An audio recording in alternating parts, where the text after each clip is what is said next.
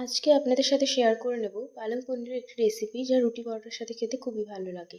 তার জন্য প্রথমে আমি এখানে পালং শাকগুলোকে পরিমাণ মতো নুন ও জল দিয়ে সেদ্ধ করে নিয়ে একটি পেস্ট বানিয়ে রেখেছি। তারপরে মিক্সিং জারের মধ্যে আদা কাঁচা লঙ্কা দিয়ে একটি মশলার পেস্ট বানিয়ে নিয়েছি।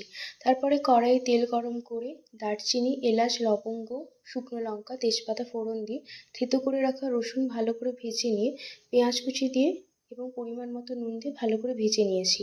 তারপরে আদা কাঁচা লঙ্কার পেস্টটা দিয়ে ভালো করে নাড়াচাড়া করে আমি এখানে টমেটোর ব্যবহারটা একটু বেশিই করেছি, আপনারা চাইলে কম ব্যবহারও করতে পারেন।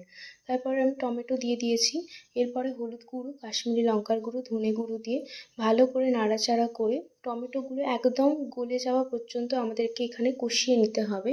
ভালো করে সমস্ত কিছুটা কষানো হয়ে গেলে আমরা এখানে সেদ্ধ করে রাখা পালং শাক যে বাটাটা রয়েছিল সেটা দিয়ে দেব।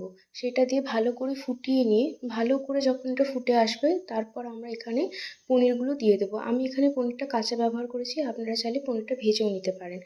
ভালো করে নাড়াচাড়া করে পনিরটার সাথে উপর থেকে কাসুরি মেথি ছড়িয়ে ভালো করে নাড়াচাড়া করে আর একটু ফুটিয়ে নিয়ে ঘন হয়ে আসলে আপনারা এটা পরিবেশন করুন।